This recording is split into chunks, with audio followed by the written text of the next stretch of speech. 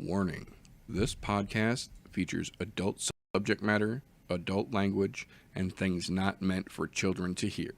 Viewer discretion is advised. You've been warned. If it's Thursday, much like our spring tournament, it's almost over, folks. Here we go. Welcome, ladies and gentlemen, boys and girls, children of appropriate ages, to the latest episode of the I'm No Joe podcast, a show where every armchair quarterback can feel like Eddie Bravo. And if you are so inclined, you can send your hair to children with hair loss and help a kid who deserves it get some fucking hair to help them through their bullshit. That being said, we're here to talk about punchy kickies, and goddamn it, we have got more than enough this evening to get into. But before we get into all that fun and fuckery, first and foremost, gentlemen, how you doing over there? One day closer to Friday, so we got that going for us. Damn, Skippy. I echo those sentiments. Absolutely. We have got so much going on. I believe in total now, after I did the final tally with the BKFC bullshit that's going on and the Game Bred Bare Knuckle that's happening tomorrow, I believe there are 13 major cards all said and done happening basically from the time we end this show until noon Sunday morning. So if combat sports is your cup of tea, this is a damn good weekend to be a fan. And if it is not, you're in a damn good place to try and help you out with that. So we're going to jump right in and kick things off the way that we like to around here with a little bit of news and recent events, fight confirmations, fight cancellations, official rumor confirmations and denial, all the fun and relevant things that have trickled out the MMA pipeline since we spoke to you wonderful folks last. Excuse me. First and foremost, we're going to start off with one that kind of ties into this weekend, but it does definitely dig a little bit into the past here. We found out this afternoon, confirmed from both sides, that none other than Big Mouth himself, Kevin Holland, officially posted bond to get Daniel Rodriguez out of prison in Tijuana, specifically so that D-Rod can get back in the gym and they can have their rematch later on this year.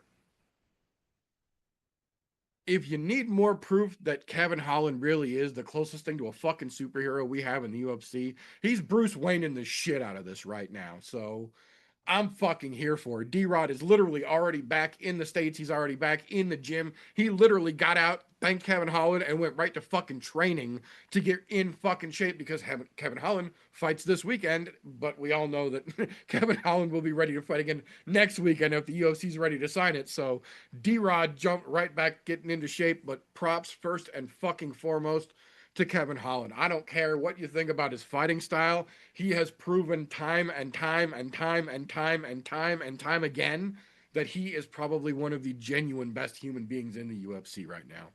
By far, like there's nobody in a close second place right now compared to that dude. No, he is just holding the Stopping robberies, helping old ladies get their purses back. Yeah. The dude is just fucking he calls him, he's Black Batman. That's what it is. He really is. He's Bruce Wayne in the shit out of this right now. He paid to get D-Rod out of jail so that he can fight him. Like, now, is that because maybe they're kind of friends, but we still owe the rematch? You know, I think that was immediately what I thought. I was like, see, Big Mouth likes him. Like, they're fucking buddies at least a fucking little bit, because you know that they smoked after their fight last time. So you know they're at least a little bit buddies, because you don't just post bond for a dude that you don't like in another country if you don't really like him. I was going to say job security. I mean, at this point, he's got all the job security in the world. He has got all the job security he could ever need. He's on a 4-fight skid right now, and there's no intention. Like Dana White has already said, they have no intentions to part ways with the Kevin Holland game, even if he does take a Sam Alvey-esque run. So Kevin Holland, I don't care if he's on a security. I don't care if he's on a 4-fight skid or not. The man's not taking that much damage. Shit, last year we watched him fight how many times? At least 5 times. Yeah, 5 times last year. Yeah, and Kevin Holland is always in there. He's the definition of UFC job security. He might not have, won all those fights, but he sure the hell didn't take enough damage to not fight. No, he still shows the fuck up every time they send him a contract. So that's one of many reasons I'm a big fan of Kevin Holland. But even outside of his fighting, like this is just more proof in the fucking pudding. Like lots of people talk to talk, especially in the UFC. Kevin Holland is one of the very fucking few who actually walks the walk and doesn't do it for credit. Didn't say a word about bailing D Rod out. D Rod is the one that told people that it happened. Then Kevin was like, yeah, I did that. Kevin didn't do that shit for no fucking credit. He didn't stop that fucking robbery and then go bragging about it. The news story called him out for that shit. He didn't stop that carjacking because he wanted fucking credit for it. The news story called him out. Like he is legitimately Black Batman in modern fucking times. Texas is a lot safer than people realize. Oh, that being said, though, we do have a downside to this weekend. Unfortunately, we got confirmed during the broadcast of last weekend's fights that Joshua Van has sustained a minor injury and will not be on the card this weekend in the co-main event against Tatsuro Taira. The good news about that is that they are keeping that match. They are literally just moving it next month to UFC 328 in Newark. It's going to be the co-main event. The belt still on the line. It's not a serious injury. It's just something that was going to take a couple weeks to heal up. Excuse me. But the other side of that coin is that with that fight off the card, the new co-main event this weekend is now Paulo Costa versus Azamat Mirzakhanov. Um, there is some interest in that fight. We'll talk more about that later, obviously. With this being Paulo Costa making his debut at light heavyweight, there is something to be said about that fight. But given just the rest of the main card that it's up against, UFC is UFCing very hard right out of the gate here. That being said, speaking of folks getting into it this weekend, directly from the horse's mouth this week, we got word from Johnny Walker himself that the cut to 205 is getting to be too hard on his body, and that win, lose, or draw after this weekend's fight against Dominic Reyes, he's most likely making a permanent move to heavyweight so that he can stop cutting weight and just fight at his natural walk around weight and not have to deal with the stress that it puts on his body. Almost like folks have been telling fighters specifically to do that for, oh, I don't know, 30 fucking years now. And the more of them listen, the more of them are like, oh, maybe there's something to this. And now you got a guy who's been allegedly making 205 easily for many years now, openly saying, like, I'm a bigger dude. It's a hard cut to get all the way down to 205 now. I'm just going to stick at heavyweight. What's crazy is so many of these. Look, okay, I'll say it. I understand the weight cutting thing because they're trying to get an edge to be a little bit bigger than the guy in the fucking category they want to fight in. Right. I understand the wanting to have the edge thing. But there's also the question of longevity. Maybe not a heavyweight because heavyweights hit hard as fuck and they're Right. big. But Johnny Walker, okay, God, this is gonna hurt to say. Johnny Walker is more athletic than the vast majority of the heavyweight division. He And I say the vast absolutely is. majority, not all of it, Not but all the of it, vast majority of but it, there's a big chunk. Yeah. where he is quicker and that. So him walking around in his natural weight, fighting his natural weight, not having to cut weight, being able to have that steak dinner the day before the fight, those things might be the difference in him sitting at, what is he, like number 12 in the light heavyweights right now versus him popping into the top 10 in heavyweight. He's 11 in heavyweights right now, or Okay. in light heavyweight, excuse me. Yeah, so he was somewhere in that neighborhood, So he's but right in the top 10 or right at the top he's 10. by far not my favorite fighter, but I appreciate that some of them are finally coming around to the idea of just fight at your natural weight because Just stay there. one, you don't have to cut so hard. Two, there's probably more longevity in that rather than draining your body every Yeah. fucking time you have to fight because you're literally pulling your okay, one, they force hydration before they cut weight. So that way it makes the weight cut easier. However, there's still not just when you're cutting weight like that, you're not just losing water. You're losing all the essential minerals, vitamins, fucking salts, everything Electrolytes. that's required for your body to maintain and work properly. There's a reason why you see some of these guys when they're cutting weight, they look like they're about to have a fucking seizure or their eyes are sunk into the back of the head because they've dehydrated the shit out of themselves so goddamn bad just to make weight. Now, do they balloon up the next day? Yes. But But 24 hours is not enough to fix what you did to your fucking body in 48. It's like a week or two to get back to semi-par. right, and then they're fighting on top of that in that notably fucking depleted condition. Yeah, so it's a double-edged sword. I'm glad he's moving up. Like I said, not the biggest fan, but I'm glad he's doing it for the right reasons. Hopefully, somebody like that who's right in the mix can put other people that are in the mix to go, oh, if he can do it, so can I. Right. And make those fucking moves because we've been harping on this for fucking years. Yeah. Well, and assuming everything goes good on the scale tomorrow, uh, the proof will be literally in the pudding for Vicente Luque, who is making his debut into middleweight after fighting at welterweight for the last, I think, 12 years or 13 years, something like that. He as well has said that, you know, he's getting older. His body doesn't like to cut that much weight because he walks around big, clearly. He's making his debut at I middleweight mean, this weekend. So we've got two different guys who have said, you know what, the weight cut ain't fucking worth it. Think of the careers a couple of these guys could have had if they would have just started their career as a rookie debut fighting around at their walking around weight. oh, I get some of them started a lower weight class because when they get into it really young, you Right. When get you're young still fighters. As lean. they get older, they pack on weight. I mean, for example, look at fucking Ben Askren's little stepson. He's put on a lot of mass since he's got into the fucking UFC. Fuck yeah, he has. Now, is it enough for him to go up a weight class? Not yet, No. but there's other guys you look at. Look at Connor in his early years in the UFC. Oh yeah, when He he was was making tiny. 145 with no problems before he Yeah, started having to look like a skeleton. I was yeah. gonna say I seen the man get on the scale looking like a sunken in skeleton. Oh yeah, he looked like somebody vacuum sealed a leprechaun costume onto him for a couple of his later fights. Yeah.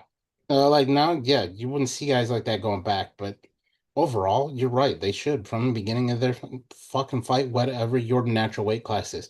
Now, if that means all of a sudden because you put on muscle mass because your adult body has finally grown in, because Right. you're 24, 25, 26 years old, That bulk hits.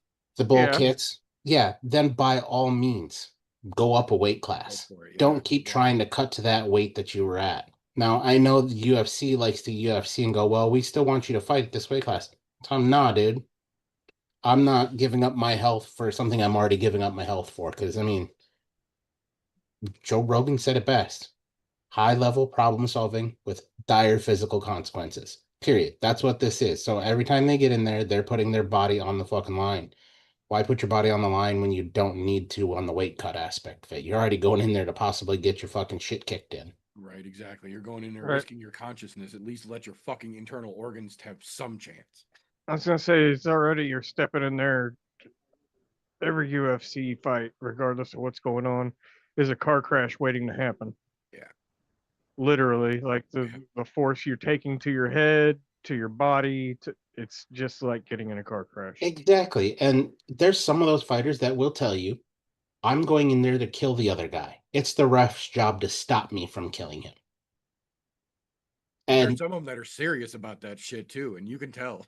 yeah, so I mean, it makes sense that you go in there with the best body composition you possibly can. And that means your natural weight class. Yeah. If you got to cut 5 or 10 pounds A over couple the pounds. course If of you're the, if you're a tweener, cutting a yeah, couple to get yourself to one isn't yeah, isn't that's what we're understandable referring to because here. you That's understand understandable we completely. don't have boxing weight classes where there's middleweight, super Yeah, middleweight, blah, where blah, you're blah, blah, 4 pounds. blah. Yeah, no. If we We don't have that did, kind of scale. yeah, we'd But be I right. mean, you look at what is it, 155 to 170. You got 15 pounds of difference there.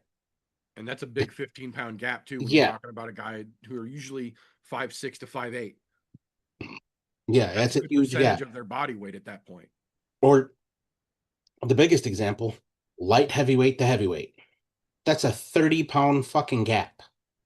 205 to 235.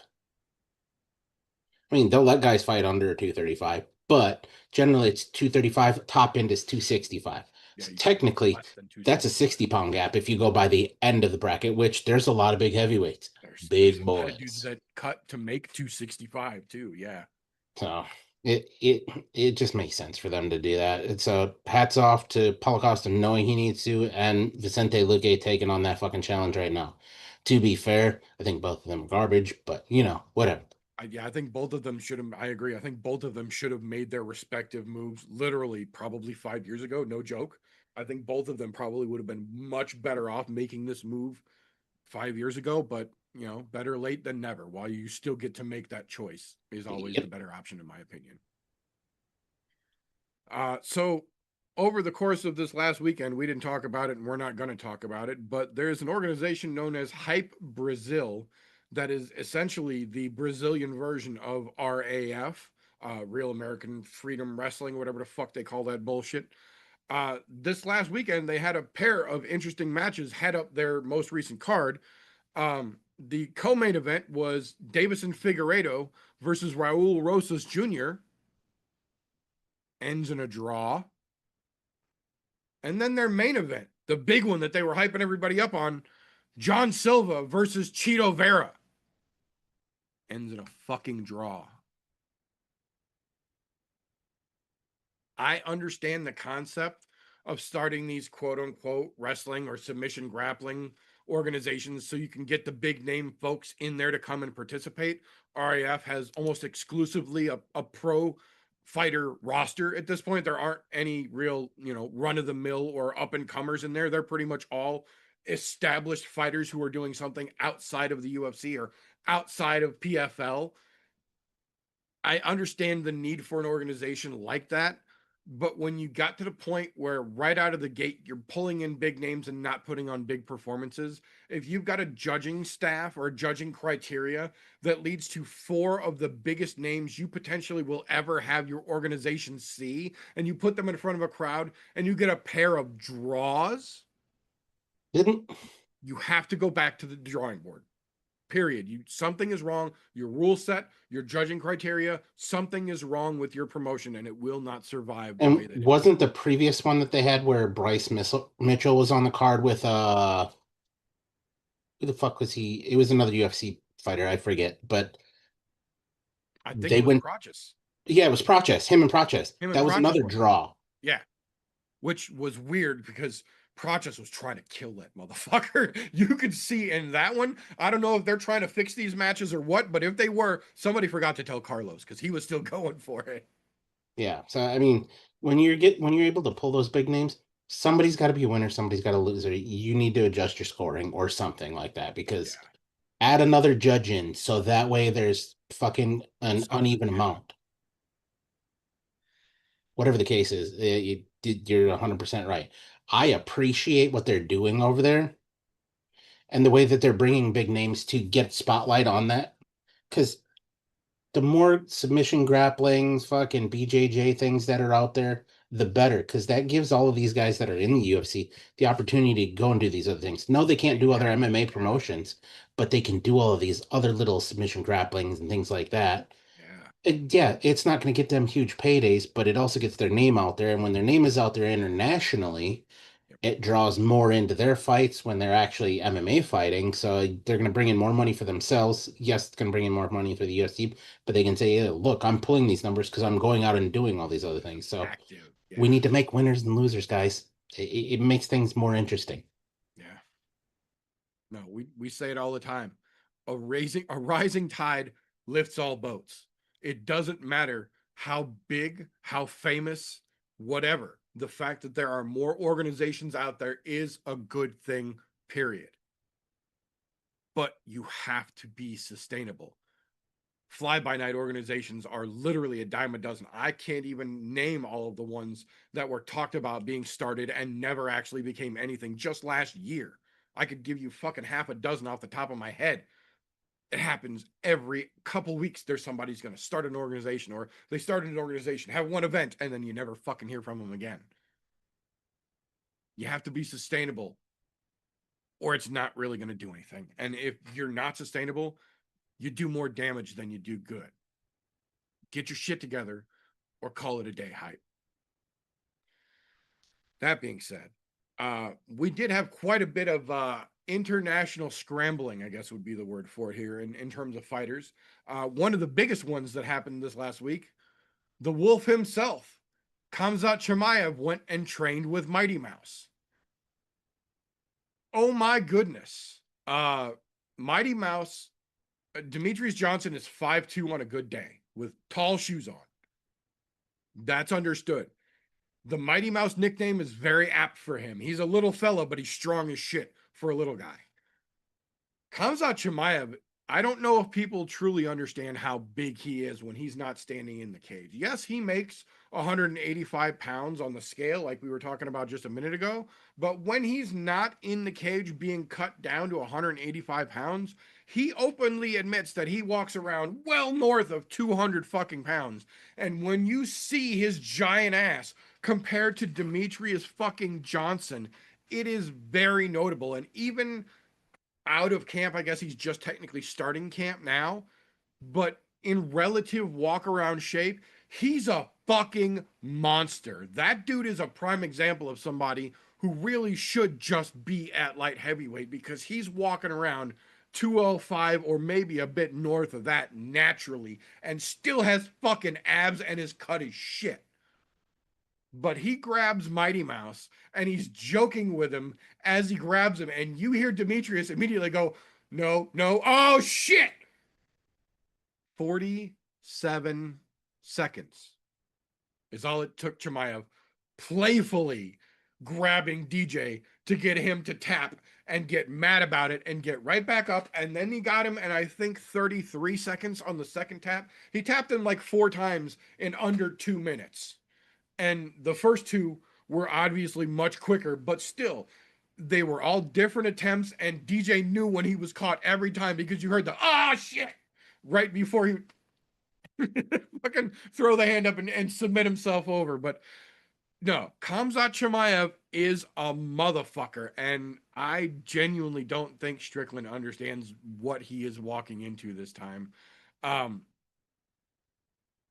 Khamzat's going to be a fucking problem, dude. Khamzat's going to be a fucking big problem. If he stays at 185, he's going to have a potential Izzy-like reign up there, I think. The issue is that he realistically might be jumping to light heavyweight soon. And if he does, man, is that motherfucker going to shake light heavyweight up real hard and real fucking fast. I'm telling you right now, he's going to hold middleweight for as long as he wants to. And when he goes to light heavyweight, get the fuck out of the way. I think the saddest part of that is that they cut his rockets too early. Yes. Because when he first came in, for those of you who don't know and haven't been around long enough, this during the COVID era. Yep. When we were fighting at Fight Island, Right. he fought twice in 2 weeks, back-to-back weekends, 2 different weight classes, and demolished both of them. I was gonna say, I think both of those fights ended in right around or just under a minute each. Like he had less than a single round's worth of time in the cage after starting his 4th fight, I believe. And we got the infamous "I kill everybody" out of those. At that point, the rocket booster was ignited, and the UFC fucking cut it. I say the UFC cut it because they could have kept letting him fight overseas, because we had a lot of overseas fight cards at that point. Yeah. But they didn't. They just didn't keep booking him, which was a fucking mistake. Because, granted, yeah, he's still that same fucking scary animal, but they wasted at least 2 years of time getting him to this spot where he's at now. At a bare minimum, it was 2 years. He could have been the champ, holding the fucking belt there for the last 3.5. But no, I feel bad for the dude. Look, I'll say it. He's a reckless fucking individual as a human being. Yeah. But as a fighter, you can't help but root for that fucker. It's tough to root against his fighting style. You might not like him personally, and this is the fighting world. You don't have to. Lots of fighters are scumbags on a microphone and outside of the cage. This is one of those, as cliche as it sounds, this is one of those situations where sometimes you have to separate the art from the artist. Yeah. That's a great example of that, because when he's in the cage, boy, it's hard to fucking look at anything he does and be like, no, that's not it, because it genuinely fucking is more often than it ain't. Get him on the microphone, let him talk about the shit that he does back in his home country, and maybe it's a different story, but this ain't a podcast about fighters' lives. This is a podcast about Well, fighting. not to mention, just see the shit that he gets into. Look at some of his social medias. The him and Bisbing driving around in Vegas incidents, for example. He's a Shit. reckless son bitch. He's fucking crazy. He's genuinely a little crazy, for real, for real. So, and like I said, I got nothing against the dude. He's just fucking reckless. But he's the UFC definitely short fucking changed him, and I'm not a fan of that. Yeah. They do that to a lot of great fighters where they get shortchanged. Yep. They get as You know, much as they can get out of you short term, and they don't give a fuck about what happened long term. You got them what they needed in the moment. Good luck.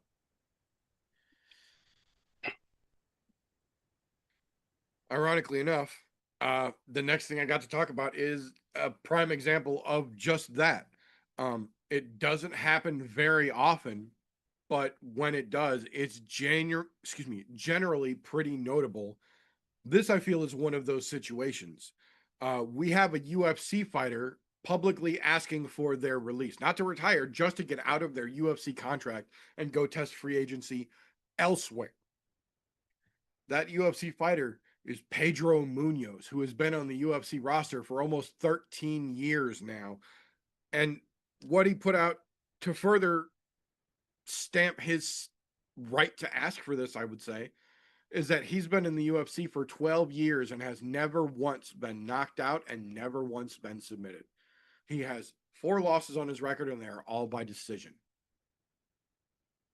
He's literally been fighting in the UFC over a decade, never been knocked out, never been submitted. Now he wants to go see what else is out there. You kind of have to let him. And at the same time, you kind of got to wonder what the fuck is going on with the UFC, where a guy who's literally been happy to be on the roster and is doing damn good on that roster for 12, almost 13 fucking years, to say, you know what? I get that the UFC is, I say with air quotes, the best for those just listening. But I want to go see what else is out there. I want to go do other things, and I don't want to be tied to my UFC contract anymore. So I would like publicly to be released from my UFC contract. This isn't somebody from the Contender series. This isn't one of those guys that's on a 10 and 10 contract or a 12 and 12 fucking, nobody contract who's still working a day shift as an Amazon delivery driver. This is a dude who's been there, done that, been, right to the peak of the fucking mountain. Couldn't quite get it done, but has been there and has been the litmus test for fighters for years now, saying he wants out of the best organization in the world. There's something to it. There's something to it. I'm saying it right now. There's something to it. We don't know what it is yet, but Pedro's not the kind of guy to just up and dip for no reason. Put it that way. So we will absolutely be following that story as it, develops. But as of right now, that's what we know. And I feel that that's worth knowing. That being said, after all the shit talk about their potential UFC return, Darren Till has officially announced that he has signed his next promotional contract this week after leaving Misfits Boxing just a couple weeks ago.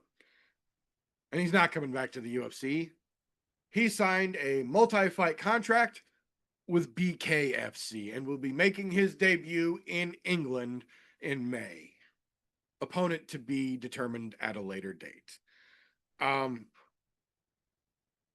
will give him credit. It takes a lot to step into that fucking bare knuckle cage, especially after you've seen some of the bigger names go over there and get their ass handed to them.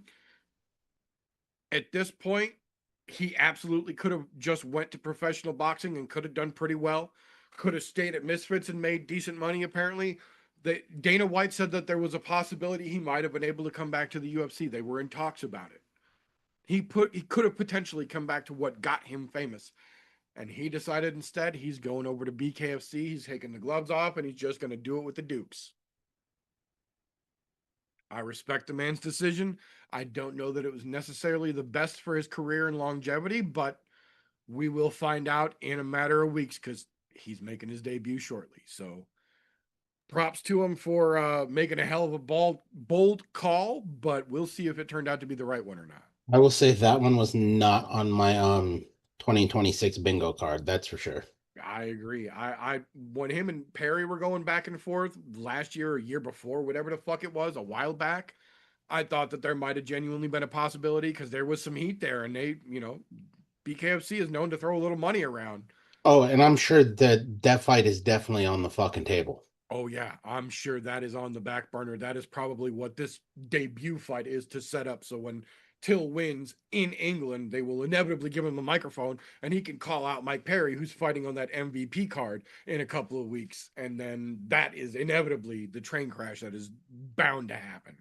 I mean, to be fair, that train crash has been in the works for fucking years. Hot minute now. Yeah, they've I mean, almost Floyd Mayweather Pacquiao that bitch at this point. they've been talking shit to each other for fucking years and years at this point. Yeah. And not like just a little while. I mean, fucking years. If you go back, what, 4 or 5 years ago, when 5 years both of ago, them were yeah. actually, yeah, shit, it might even been longer than that Like because they were both 2016. still in the UFC at the time. So anybody who wants to do the research on that, by all means. But it's been fucking years ago that they've been and jacking at the jaw at each other. So to see it finally come to fruition is cool. But at the same time, I would have much rather seen it in the MMA cage.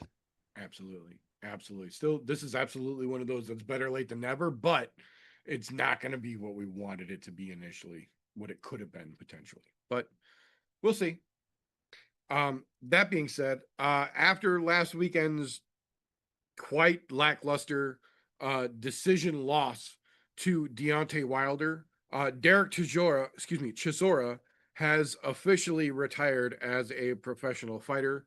Um, Wilder still seems to think that he is in the title contention after having a seriously rough skid and then a very gifted decision. I could have seen that given to Chisora last weekend as well. It was not the greatest fight in the world, but Chisora was at least landing the cleaner combinations and being the more active, aggressive fighter in most of the situation. But he said at this point, he's calling it a day. And while he's still obviously young enough and active enough to be a contender, I and the show always support a fighter making the decision of their own choice to hang the gloves up rather than having the choice made for them. We would always rather see a fighter retire or they're still able to tie their own shoes and legibly sign their own name than the alternative. So while obviously there is still fire left in that tank, it is understandable for Mr. Chisora to hang it up. So again, have a great ride off into the sunlight, sir, or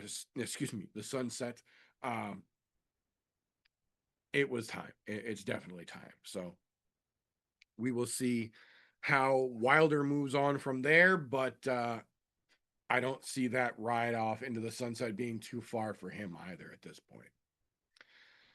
Speaking of boxers who are not riding off into the sunset, though, while waiting for the September matchup to be officially announced and healing up from an injury surgery, Canelo Alvarez has decided that he's going to do something productive with his time at 35 years old and has enrolled himself in college to get a business degree before the end of next year.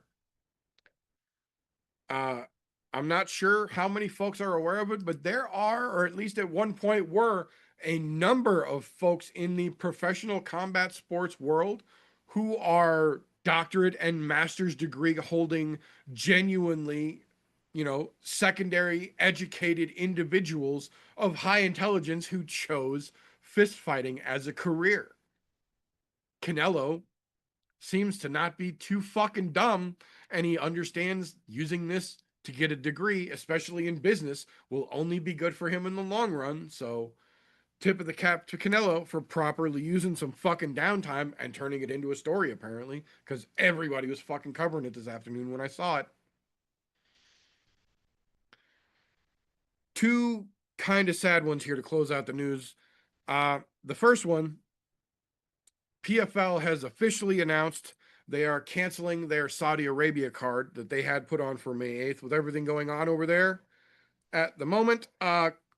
Completely understandable, but nice of them to at least give a month plus notice so that they can try and put something together, and folks who may have already made travel arrangements can try and get that refunded, since that's clearly not a good thing to be going to do right now. The other one, the last one that I've got to close out the news today, is a little bit more sad in my opinion.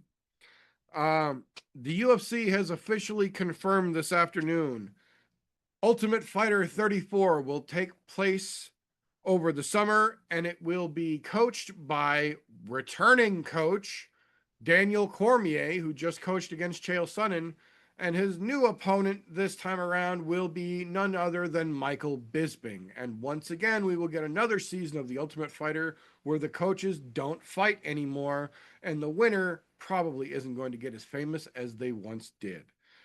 This time around, it will be men's bantamweights and women's strawweight, something that, you know, DC and Bisping both know so much about and will clearly have tons to offer as coaches for this round of the Ultimate Fighter. God damn it, that sucks. They're really trying to beat the death out of the dead horse in the Ultimate Fighter at this point, and they're not even faking it anymore. You know, I was just gonna say the same thing. Can they just let the fucking dead horse die? Look, Fucking go. the Yeah. I'll give credit where credit is due. The Ultimate Fighter genuinely saved the UFC. Absolutely. In its prime, the It Ultimate it Fighter was genuinely more saved it exciting than the regular with the UFC product. absolute first fucking Ultimate Fighter. You got the best out of that you could possibly have. Now, mind you, this is when Spike TV was still a thing. Spike TV is no longer in business. It has been out for a long fucking time. The Ultimate Fighter originally aired on Spike TV. I'll 100%. I watched that shit religiously. Oh yeah, absolutely. Forrest Griffin and fucking Stephen Bonner having that finale fight blew the fucking socks off of everyone. Yeah. Not to mention, this was reality TV at its finest at the time. Oh yeah, in the heydays of the Road Rules and the fucking everything doing fucking reality, Survivor and all that shit was in its prime back then. Yeah.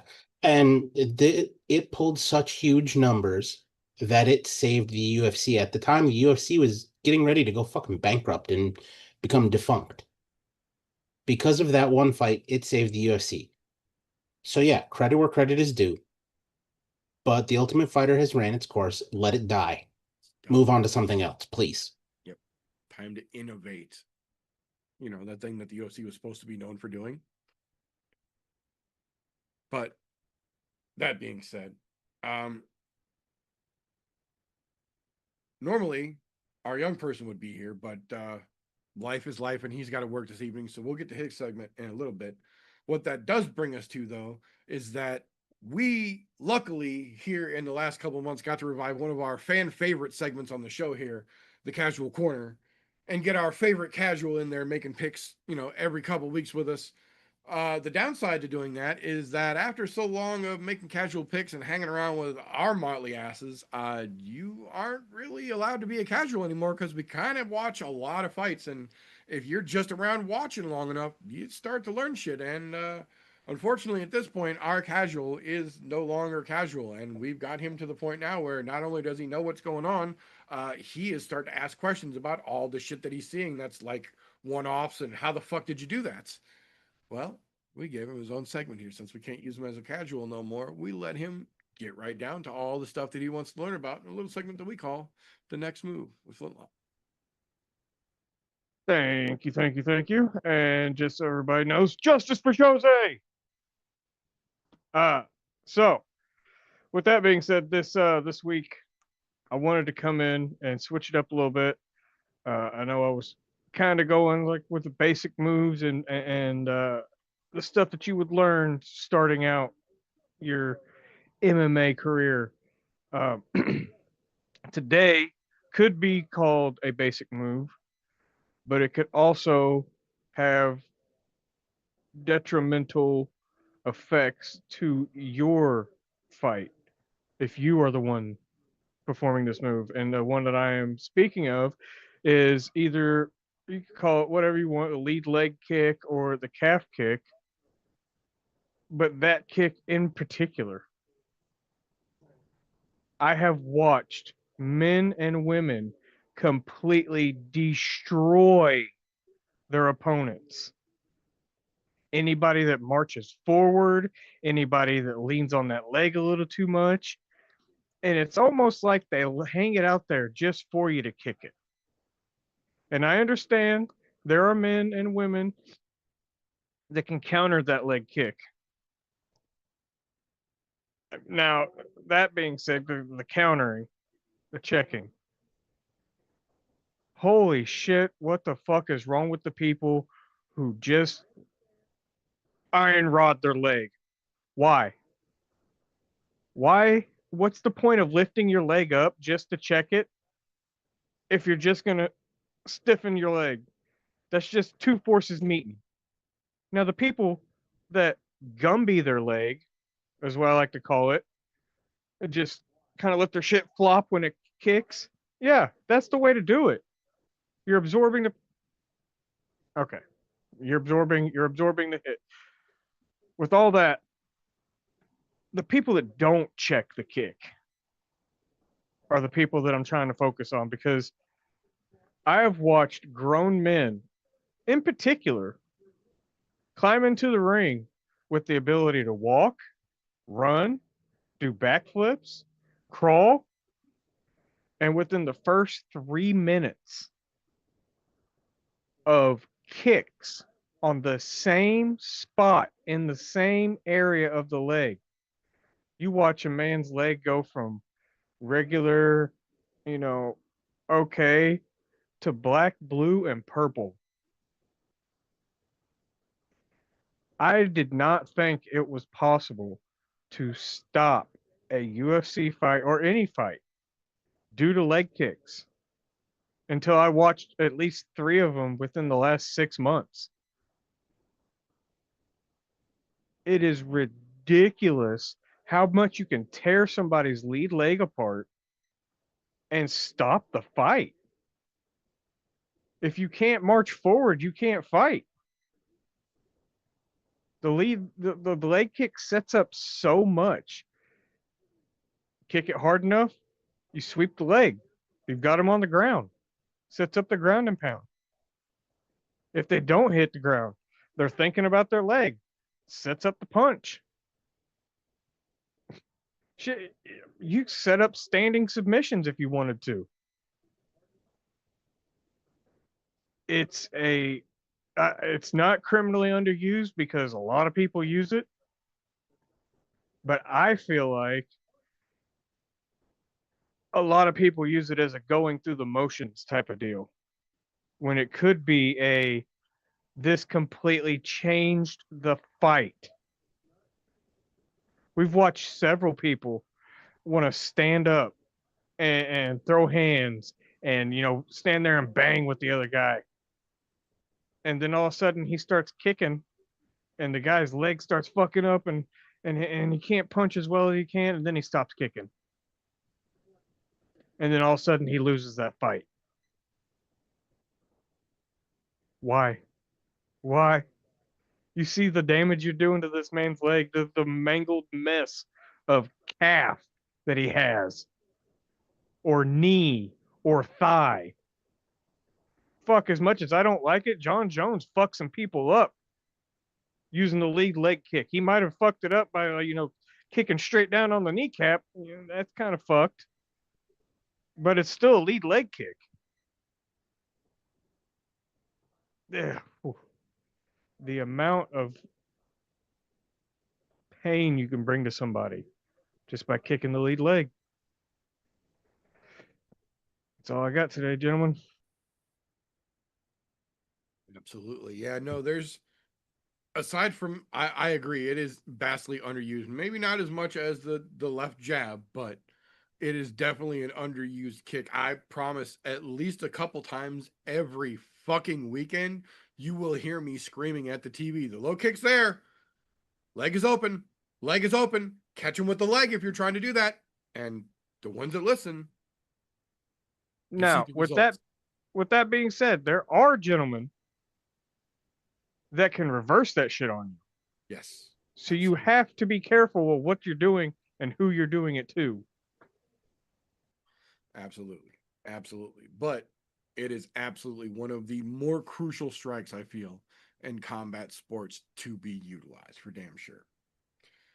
So that being said, normally we would have the kid here and we would talk about all the fun shit, all the new names and all that good fun funky shit. But unfortunately, he's got to work. He did once again though send me his cans and contenders list for this week. Uh, just one can this week from the kid. Surprisingly enough, on this card, just one. And that one can this week, I could not fucking agree with more, especially after yesterday's bullshit. The one can from the kid this week, you guessed it, Josh fucking Hokett. Uh, Absolutely deserves to be the can. Aside from not having proven himself at all and being a full on WWE level fucking bullshit wrestling character at this point, he pulled some extremely racist and stupid bullshit at the press conference or at media day rather, leading in and out of the press conference that they were doing. Yuri was sitting down doing an interview with DC when Hokett came up and started talking shit to him out of nowhere. Luckily, Yuri has a fucking calm head about him, but still was not about to play no bullshit. But Hokett is a fucking clown, and at this point, I'm not even trying to pretend that I don't want to see Curtis Blades beat him into fucking unconsciousness. So good on him for there. He did have one contender fight for the week, for this week. And that, ironically enough, is the main event because Prohaska and Olberg both legitimately have genuine chances to either be that motherfucker this weekend or show up, trip over their dick, and lose the greatest chance that they have ever potentially been given in their careers. So I completely agree with that being a good contender fight.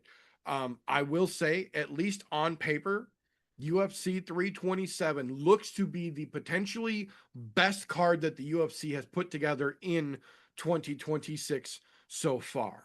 We're not going to go ahead and break down every fight for you this evening. If you want to get a breakdown of every fight on the card this weekend, you're going to need to tune in an hour before that fight starts over right here on the I'm No Joe YouTube and Twitch channels for a little thing we like to call the pregame show, where Flitlock will be back with myself to give you any updates to the card and give you a fight by fight rundown as we lead you right into the prelims. That being said, there are still a couple of interesting ones here that I do want to give a quick little moment shout out to. First and foremost, I mentioned it earlier. I do want to mention it again. Vicente Luque moving up to middleweight, making the decision to stop cutting so much fucking weight and taking on somebody like Calvin Gastelum, who at this point is obviously having a hell of a bad time right now, but is still an established name and, resume credential in middleweight. So if Vicente Luque can move up first fight in middleweight, take out someone like Calvin Gastelum and do it definitively, that's going to establish that he absolutely has made the right decision in his career and that the UFC is going to have to take him seriously as a middleweight. And I think there's a real good potential for that. It is still MMA, so anything could happen, but it is definitely one of the early fights that I am very interested in myself. Another one that I'm interested in, Tatiana Suarez versus Lupi Godinez. Tatiana, in my opinion, got so much extra rocket booster strapped to her than she deserved, than she actually earned, in my opinion. Lupi Godinez has kind of been the opposite. They tried to give her rocket booster and then she stumbled a little bit. So she's had a bit of a rougher patch to get up there.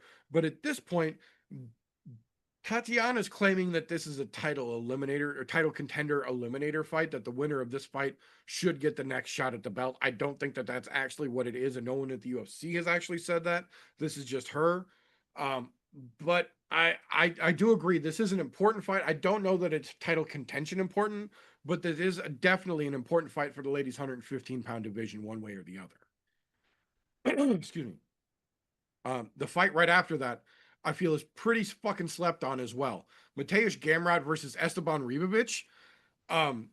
Gamrot is one of our favorite kind of fighters here on the show. He is what we like to call a with your shield or on it kind of dude. He goes in there to get or get got. He's not there for a decision. He's not there to pitter patter. He's not there to fuck around. He's what we like to say. He's allergic to boring fights. He breaks out in punches. Ribovic is fairly younger in his UFC career, but seems to be pretty fucking well-rounded and pretty entertaining in his own right, even if he has had a couple of stumbling blocks himself to get over. He's still been pretty good in his UFC tenure. This could be a really entertaining fight that I feel is being very, very slept on the earlier card. Of course, Kevin Holland versus Randy Brown. That's just got great fucking potential all over because of who both of those gentlemen are. But more than that, Randy Brown thinks that Kevin Holland is mad at him for some reason. Like, legitimately believes that, like, Kevin Holland has, like, personal beef with him. And if you heard what we just talked about with Kevin Holland earlier, even Kevin Holland himself said he's very confused where the fuck Randy Brown got this idea. But if that's what he needs to run with to get him into the fight, fucking go with it, buddy. Think that I'm mad at you because I'll see you in the cage Saturday one way or the other. I think that's got potential to be a great fight, regardless of Randy Brown thinking that Kevin Holland's mad at him or not. Add that to it, it almost kind of guarantees that it's going to be interesting at the very least. So I'm definitely fucking here for it. The Bellator Championship here on UFC soil. Two of literally Bellator and at one point PFL's biggest fucking names, Patricio Pitbull and Aaron Pico. Both now in the UFC, both admittedly didn't get here when they probably should have, and both had a bit of a stumbling block making it into the UFC. But we finally got to the point where I suggested when they both got fucking signed that this should have been their fucking debut matchup. You should have brought them both in, put them right against each other so they could showcase how good both of them are and how good Bellator was as a whole, and why some more of those fucking guys, in my opinion, should have been brought to the UFC when that organization got folded under. At least this weekend, we still have that potential. Patricio Pitbull and Aaron Pico are both far from being fucking done. Aaron Pico, still relatively in his fucking prime. He's only 13-5. He's still 30-something fucking years old. Like, he's still there. We could still get a damn good fight out of both of these gentlemen, and in my opinion, probably will and should show that there was way more talent that got swept under the rug because of Dana's ego than there was worth picking up by, or worth being picked up by PFL, because PFL released a whole lot of fucking contracts as well when they should have kept a lot of those dudes, both morally and contractually. They played a shitty game. But the UFC picking and choosing who they wanted rather, instead of picking up a lot more of those guys like I felt they should have, and gals, this has a chance to show them why that was the wrong decision. We got to talk about Cub and Nate. Cub Swanson's swan song, literally, is happening this weekend against Nate the Train. And this is one of those situations, if you saw Embedded, Cub is feeling every fucking second of this. Every fucking emotion, every memory is just hitting him all week this week. He's in the fucking moment. He understands what this means. The problem for him is that he has got a stone cold motherfucker standing across from him in Nate the Train Landwehr, who fully understands that this is Cub Swanson's moment and it's supposed to be all about him, and he does not give a fuck. He's here to knock Cub Swanson out in his fucking retirement fight and smile doing it, and I'll be damned if I'm gonna miss this fucking fight. I'm telling you right now, if there's any fight on this fucking card this weekend you can make sure that you pay attention to, watch this fucking fight. Because win, lose, or draw, Cub Swanson is done after Saturday night. But goddamn, if these boys aren't going to go in there and try and tear each other's fucking heads off for as long as it lasts, it's going to be a good one, in my opinion. I don't care which way it plays out. It's going to be fun. I got to say, might not be the most popular opinion, I'm not as excited about the Johnny Walker Dominic Reyes fight as I was before Johnny Walker said that he's done. He's going to heavyweight one way or another. Maybe not after this fight, but within his next couple of fights. He's already established that this cut is too much for him, so he's not focused on this fight. He's focused on getting back to shape, or getting into normal quote-unquote shape. I say in air quotes for those of you just listening. His mind is already on heavyweight. And I'm not going to say that Pereira inspired him, but You got to see a fellow Brazilian who was doing relatively the same thing that you were doing and is now fighting for the fucking interim heavyweight strap in his debut into the division. He comes out, does good against Dominic Reyes, and then says, yo, I'm going up to heavyweight too. He genuinely might get a top contender and have himself following the short road just like Alex did. So I get that. But at the same time, Dominic Reyes is having a hell of a fucking resurgence right now. And that's not a dude you want to take lightly on his worst days, let alone when he's as focused and dialed the fuck in as he has shown, not said, but shown that he is. That's a dangerous Dominic Reyes. That's not a dude you want to overlook. So I am still obviously interested in that fight, but a little bit less so since Johnny let us know, he tipped his cap that he's already looking at greener pastures. Fuck Josh Hokett. Co-main event, I will say, again, credit to Paulo for moving up.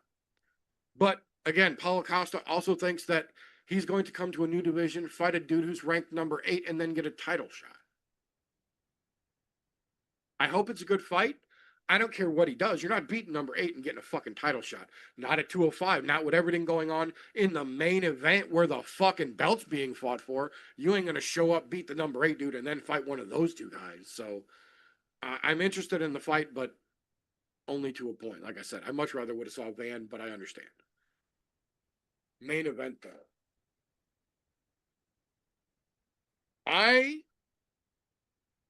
I'm here for this fight because Pereira is gone. I agree. These are the right two dudes to be fighting for the belt. My problem with this main event is that we have seen both Yuri Prohaska and Carlos Ulberg show up just glowing orange, hot, damn near on fire, unfucking touchable. And we have seen both of these gentlemen show up covered in fucking ice, frozen to the fucking canvas, unable to move, and just boring as shit. And that is exactly why the kid gave this fight his contender fight of the weekend, because we have seen the potential for both of these guys to come in and be fucking world breakers. But we have also seen both of these dudes voluntarily step on their own dick and then trip on it like a fucking banana peel. I understand that it's the right fight to make, but being as how the situation is what it is right now, I also can't get the most excited about it. Yes, I'm always happy to see a title fought between the people who should be fighting for it, but this is also another one of those situations. This is, for lack of a better comparison, this is the male version of Verna Genderoba versus Mackenzie Dern. Like, one of them's going to win, but realistically, we probably could have found a better matchup to make this a more exciting title fight. I'm still going to watch, but, you know. What do you think? Ooh, there's a lot to unpack with all this.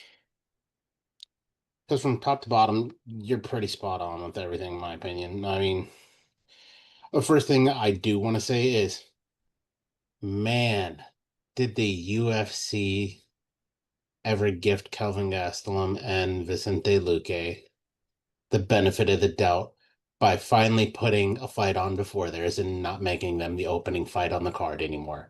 Because, I'd been saying it for a couple of weeks up until they last minute posted this, that, oh, how the mighty have fallen. Yep. Guys who formerly fought for titles and were at the top of the game at the opening in the early prelims. Kind of fucking weird. I mean, that one, I was like, that's a gift from the UFC. That's just hey guys, we understand you've done a lot for the company. Sorry, we almost screwed you here. We're still going to screw you, but we're not going to screw you as bad. Right. And I am very interested in the Tatiana Suarez and Lupe Godinez fight.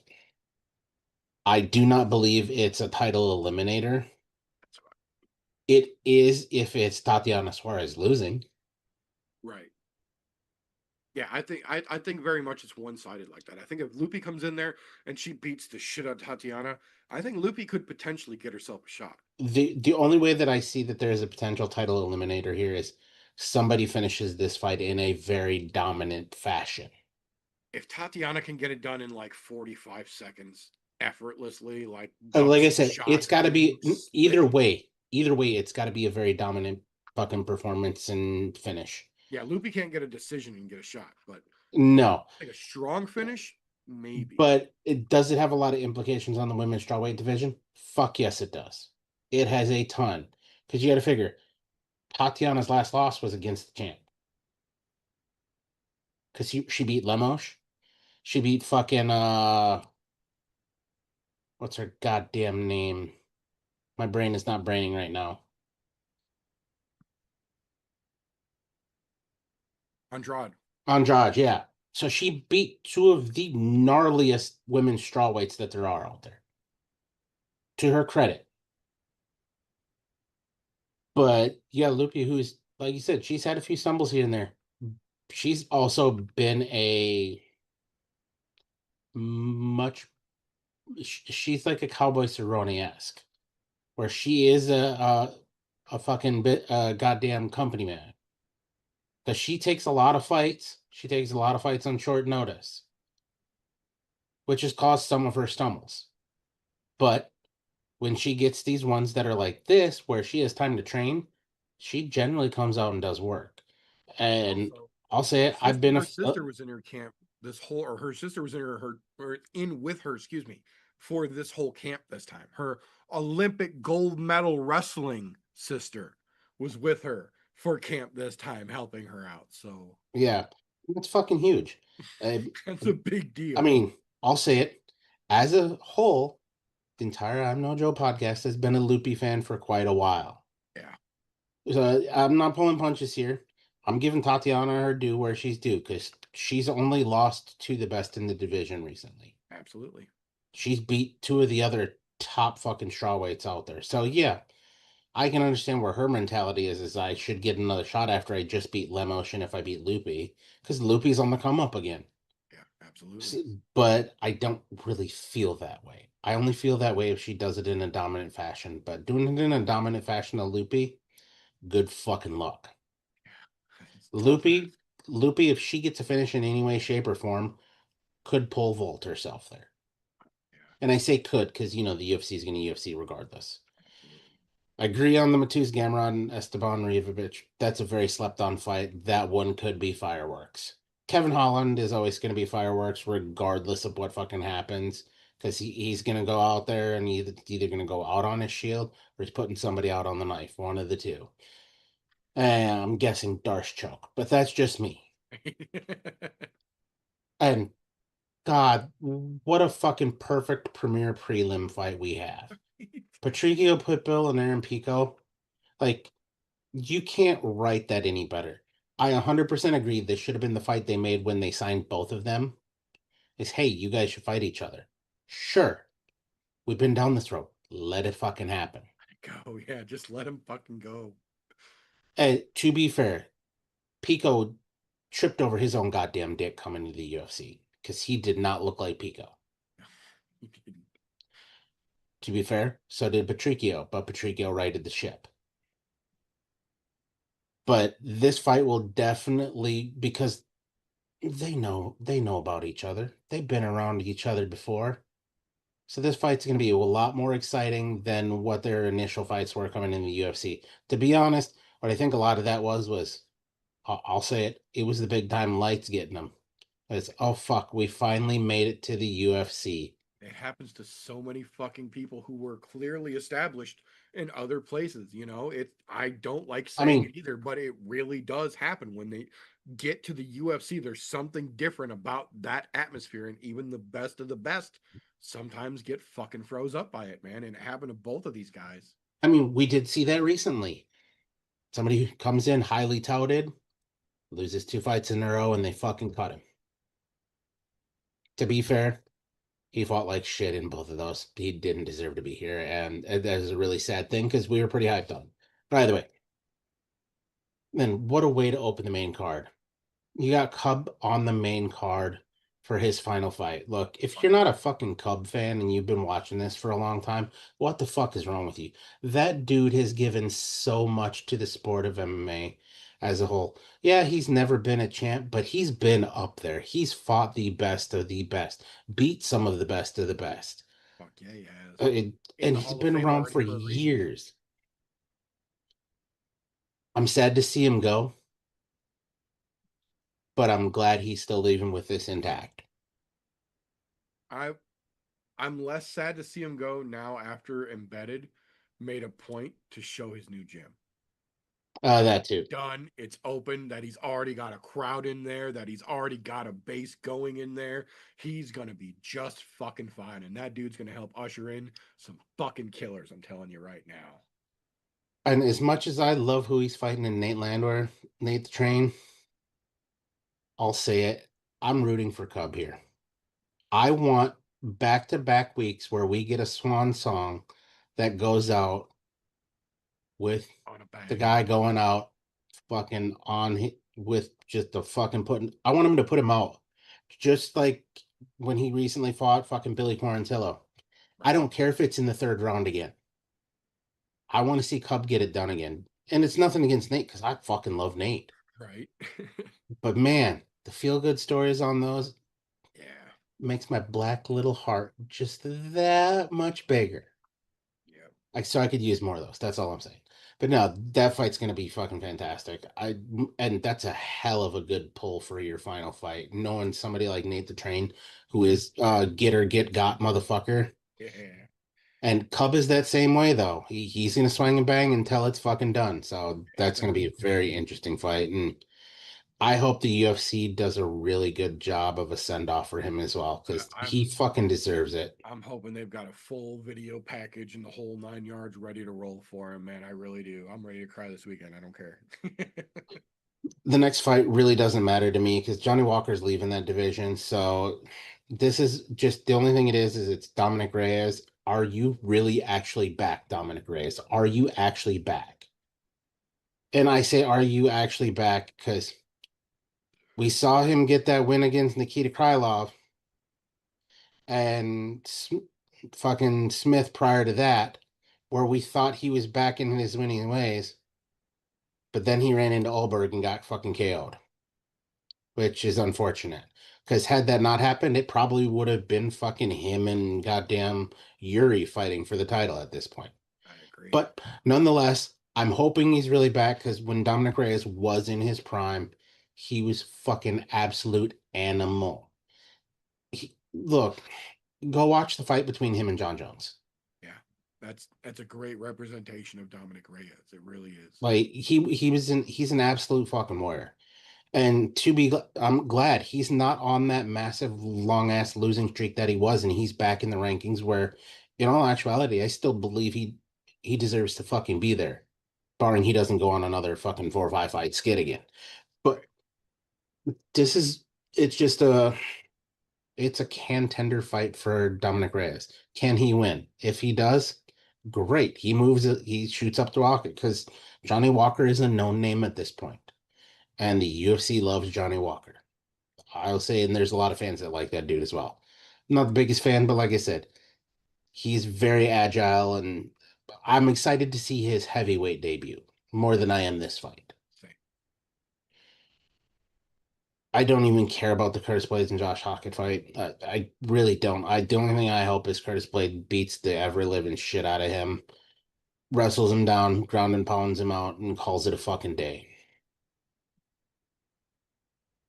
And God, can the UFC get any worse about who we put in the co-main event when the co-main event drops out? This fight, in my eyes, should have been on the prelims. Paulo Costa has fallen so goddamn far, and you're just giving Mirzakhana a fucking softball to take out. That's not what we want to see. I would have much rather seen Johnny Walker and fucking Dominic Reyes in there at the light heavyweight being the co-main event in this. Yeah. Paulo Costa's secret juice does not fucking work anymore. How it's just a loss. Are they good solid names? Yes, they're good solid names at this point. Yeah. But other than that, it's useless. And now I'm on the fence about the main. I'm going to call it a contender fight. And not because of who's fighting in it, Carlos has earned his way here, slowly but surely. Maybe not a title fight way here, but he's earned his way into the top 5. I will give him that much. Granted, they did kind of stick a rocket booster up his ass too, and kind of just keep pushing him up the ranks. Yuri definitely deserves to be here. Yuri has, since he came into the UFC as that weird motherfucker, hands down, odd movements, live by the code of the samurai, die by the code of the samurai, and he still does that. How do we know? We saw it in his last fight out. I mean, he beat the ever living shit out of Cleo Roundtree Jr. And Cleo Roundtree Jr. was on an absolute tear until he met fucking the champ at the time, Alex Pereira, and then they give him Yuri after that as a bounce back fight. Yeah, no They shit. weren't doing him any goddamn favors. And Yuri is so fucking weird in the way he strikes and moves, but he moves very fluidly with how weird he is. And I think that's why I say, yeah, he deserves to be there. You took out the guy who just fought the champ. He was definitely next in line for that title shot. He deserves to be here. Olberg, on the other hand,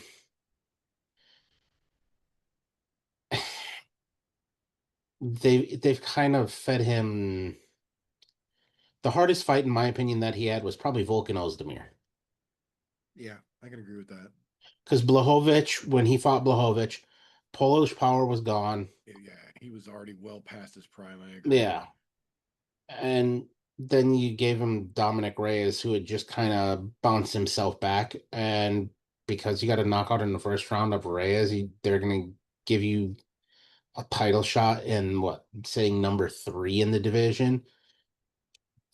It doesn't seem right to me. But, it is a vacated title. So, again, you're right. This does kind of fall into that Yandaroba, Kinsey Dern thing. However, somebody's got to hold the title so that way the division can move forward. When somebody vacates it, we end up with some shit like this, unfortunately. But what are you going to do except for root for Yuri to beat Carlos Olberg and, well, put Carlos Olberg back down to actually fight somebody in the top 5? Because at the time, Reyes was not top 5 when he beat him. And to be honest, I don't think Carlos Olberg is top 5 material to my eyes. He hasn't gotten, in my opinion, the toughest of the tough in the fucking light heavyweight division, because there are much better fighters than Reyes in there to get a title shot off of. Yeah. I'll say it now. Is the fight interesting? By all means, it's fucking interesting, but that doesn't mean it's correct. To be honest, I would have much rather seen them throw fucking Mirzakhanov at him. Make Mirzakhanov fight Olberg. That would have been a great fight for me, but not for the title contention. And what the fuck happened to Ankalaev? You couldn't have got Ankalaev and Prochazka? I'm just saying, putting it out in the world, you get the number 1 and number 2 guy to fight for the vacated title, not the number 2 and number 3 guy. That's just not the right way. But what do I know? I'm just some random guy off the fucking street. They get to jump the line. Congratulations to one of them. I say they. Like I said, I still believe Yuri deserved that shot after the way he fucking just decimated Cleo Roundtree. But I mean, Roundtree looked just as bad at the end of the Yuri fight as he did at the end of the Alex Pereira. I was just gonna say Yuri made him look almost exactly like Alex did. So Yeah. it's hard to deny that one. But as a whole, though, congrats on finally putting together a card that's worth watching. There's not anything that I would really say is complete trash on this card. No, There's some that are close. yeah, there's a couple that we didn't talk about for a reason, but I wouldn't say anything on this card is complete garbage for sure. No, they legitimately finally put together a really nice card for us to be able to enjoy.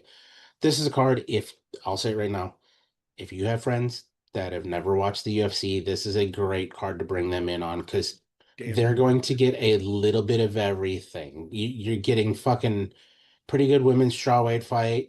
You're getting some great middleweight bouts on here. You've got a couple of light heavyweight bouts that are going to be interesting.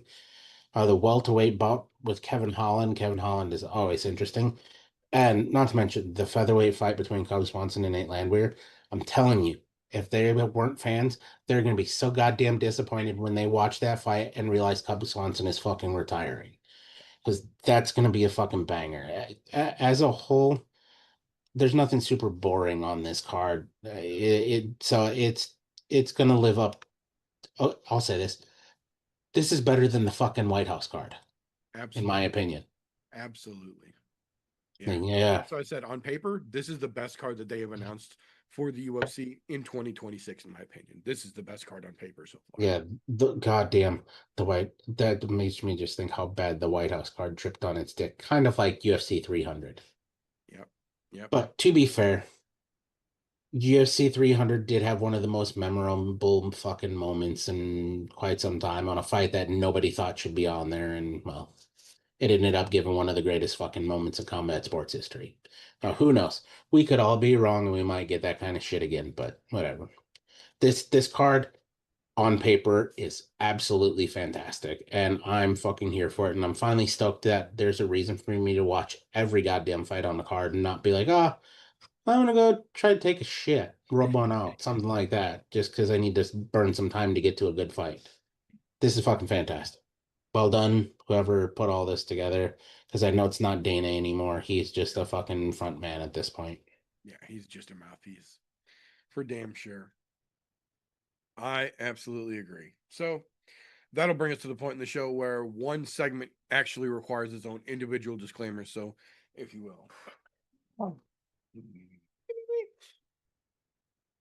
Tapology.com in no way, shape, or form supports, sponsors, or endorses the I'm No Joe podcast. Yet. That being said, Tapology does give you the option to go onto their website and make yourself a free account so you can make fantasy style MMA picks like we do here on the show. They even let you make groups on there, so we made one. It's called I'm No Bookie, all one word, or Group 965, however you need to find it. The group is open to the public. You are welcome and encouraged. Make yourself an account, join the group, and then let us know who you are, and we will hold your picks accountable with our picks in a segment that we call Tapology with TJ. All right, you cheap sons of bitches. I say this every fucking week. If you're watching us for free, listening to us for free on your audio platform of choice, I'm perfectly all right with that. However, if you're being cheap and it's because you don't want to spend money, don't. That means you can come and join Tapology for absolutely $0. It is absolutely free. You can come join our group, which is also absolutely free. Group 965, I'm no bookie, however you want to find it. Now, if on the other hand, you want to go ahead and support us, there's a link for Patreon down below. Feel free. Daddy needs a new pair of golf shoes. That's all I'm saying. Now, with all of that out of the way here, let me go ahead and remind everybody that we have 1 week left in the Spring Grand Prix, and that ends with this UFC 327 card this weekend. So we're gonna get into it for last week. First and foremost, congratulations to Don. He did no longer take the bottom two spots again. He managed to pull his shit together, and I'm very proud of him. I need to go pat him on the back very soon. Um, but there was an absolute firefight at the fucking top this week. I finally pulled my shit back together. Unfortunately, because I couldn't seem to get a fucking perfect or a semi-perfect to save my goddamn ass. Christian squeaks it out with a 605 to a 600 in points. Lost by the smallest of margins. Congratulations, Christian. Well done, sir. Now, the downside to Don not tripping over his dick this week with both of his accounts, somebody had to take the L here. Unfortunately, that guy was Vinny. He had a very rough week. 3 of 13 correct. I don't know what happened there because he's been he's been fairly solid for the most part. I think he had a all feelings, no facts kind of week. He was picking straight off vibes, and those vibes were apparently very wrong because he stood on his dick with both feet and made a statement of it this weekend. He chose Indica when he shouldn't have. I'm just saying. Anyhow, With that being said, with there being only 1 week left, let's go check out some Grand Prix points here. I can tell you without a shadow of a doubt, Donna is running away with this. She would have to not put in picks this week in order for her to not win. Or absolutely just shit the bed. But I think that's going to be hard to do this week. Well, not necessarily because some of these fights are really fucking close. But she's sitting at 4,320, first place solely. Now, second, third, and fourth, on the other hand,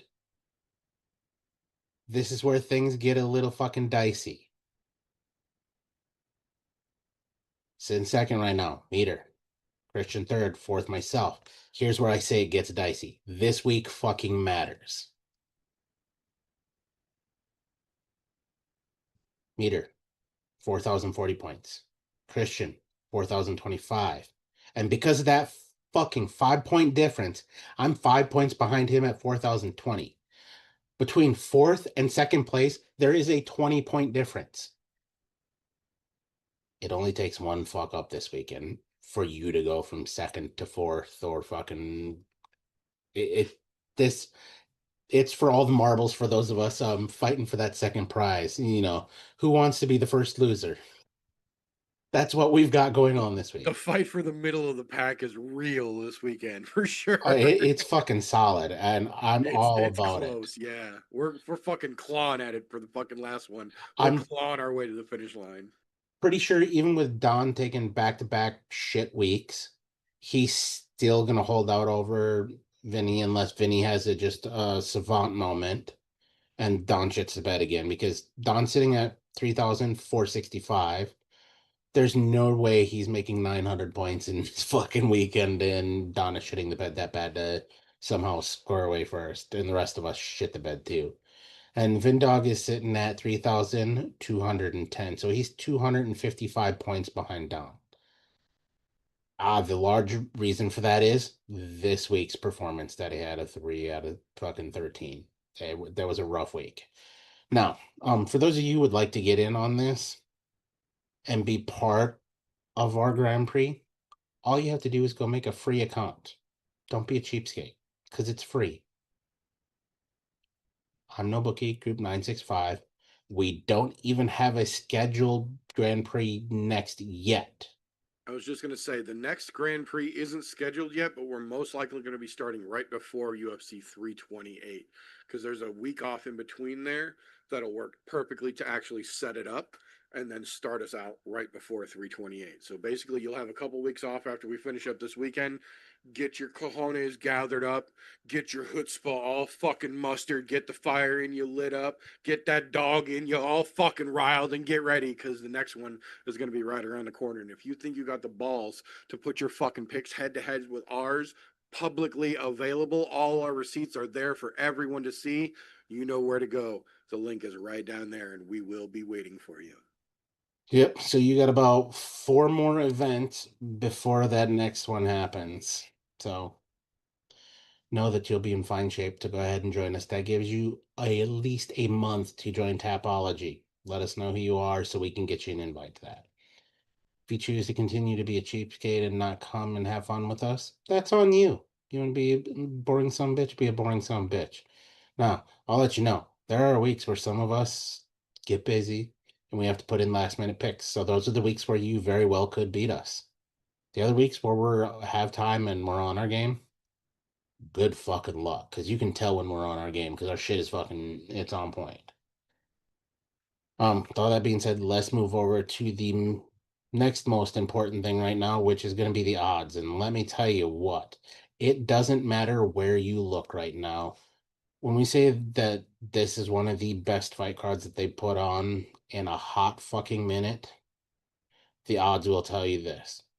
Doesn't matter whether you're looking FanDuel, Caesars, Bet River, fucking MGM, all of the odds are pretty fucking close as far as the way that they have them set. For the vast majority of the entirety of UFC 327, they are coin flippy.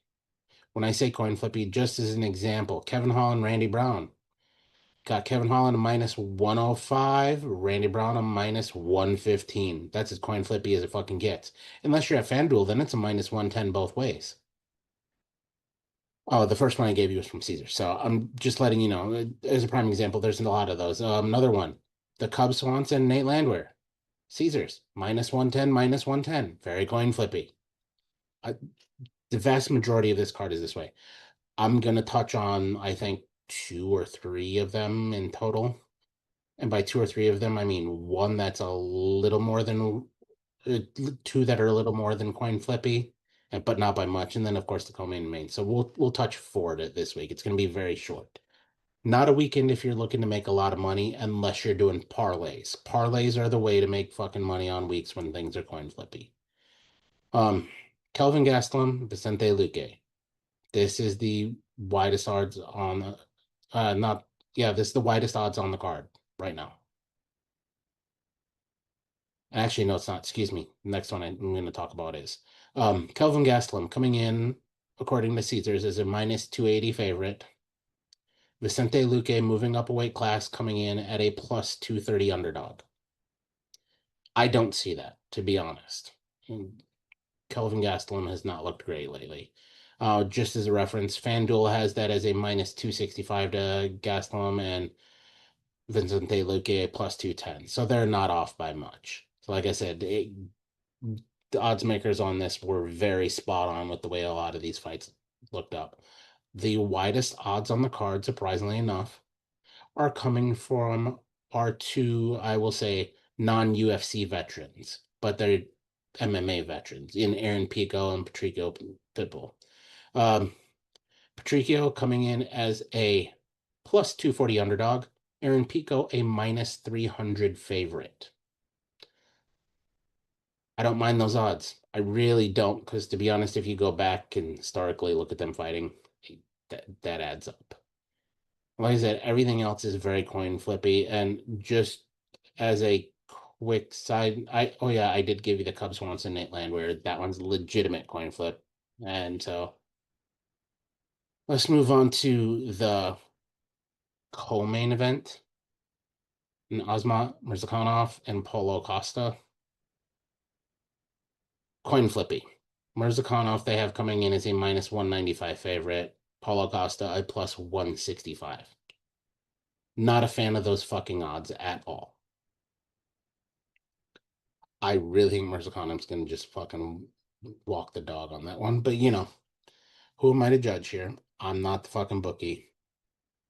Kind of like, no, Joe, I'm no bookie. Now, the main event. Very coin flippy. They have Prochazka coming in as a minus 120 favorite and Olberg a plus 100 underdog. Unless you're a FanDuel, then it's even more coin flippy as a minus 102 on Olberg and a minus 125 on Yuri. So they're about as coin flippy as you can get on every one of these fights on this card, except for those 2 that I mentioned in Aaron Pico, Patricio, and then Kelvin Gastelum and Vicente Luque. Everything else on the card, coin flippy. So not a whole lot to talk about. No crazy 2000 whatever fucking odds this week. You get what you get and you don't throw a fit. If you're going to bet, this is the week to do it irresponsibly because, actually, no, it's not. Because when they're coin flippy, it's very risky when they're coin flippy because that means those fights can go either way. You probably don't want to bet the house this week. But, bet responsibly if you're going to do it. If you bet irresponsibly and you beat the house, by all means, throw a little scratch our way. I'm not going to say no. That's all I got this week. We'll see y'all on the next one. Thank you very much, sir. Always appreciated. That being said, that's going to be just about all that we have got for this particular episode. But when we wrap things up around here, that is not the end of the fun, because tomorrow and pretty much every Friday, even though he's not here because work's got him on the closing schedule because he's a new guy, the kid and his other half drop their own podcast, the Slow Bacon Contemplate podcast, over on Spreaker.com. Links to the podcast and their social media sites, as well as their own channel over on the I'm No Joe Discord server, all down below whether you are watching or listening to this. That being said, we do try and do the show pretty much every Thursday where there are fights to talk about.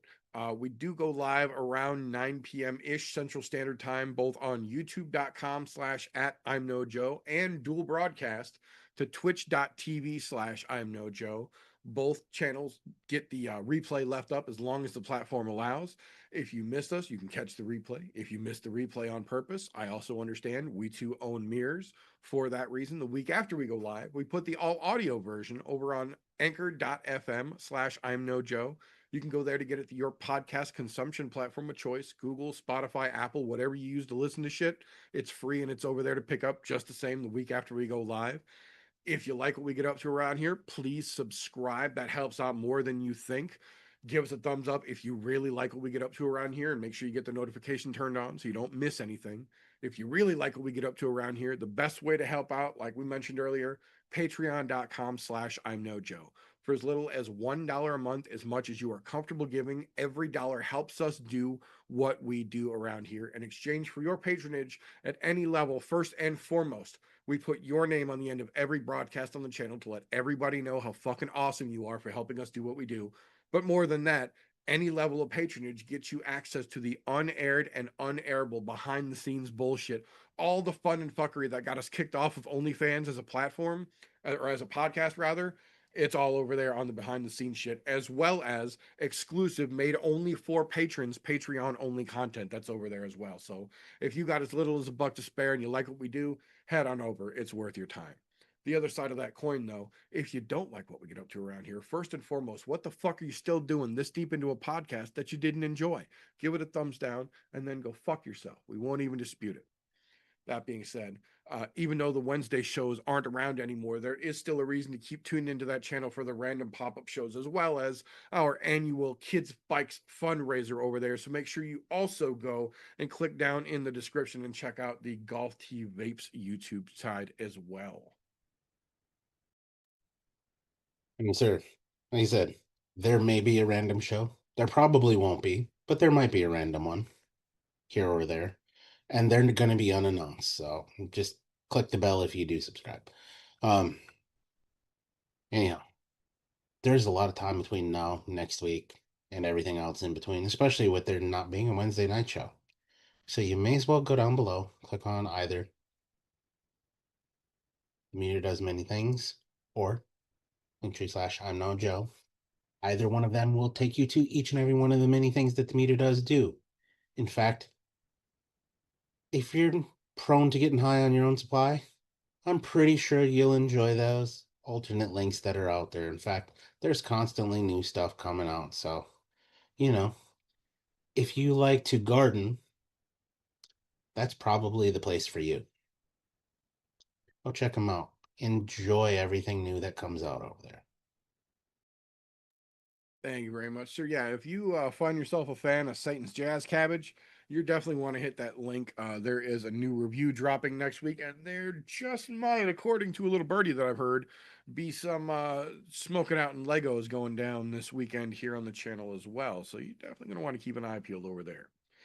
That being said, though, that is all we've got for this particular episode. So until next time, boys and girls, don't let ignorance stop you. You can root for anything.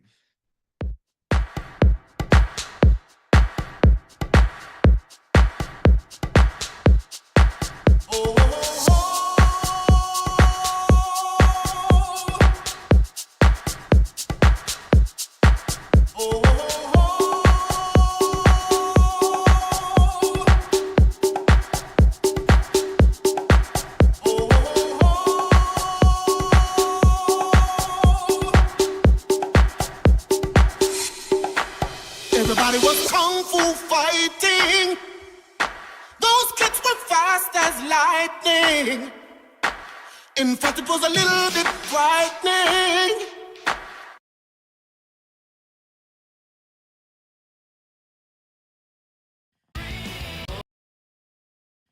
How do I say goodbye to what we had? The good times.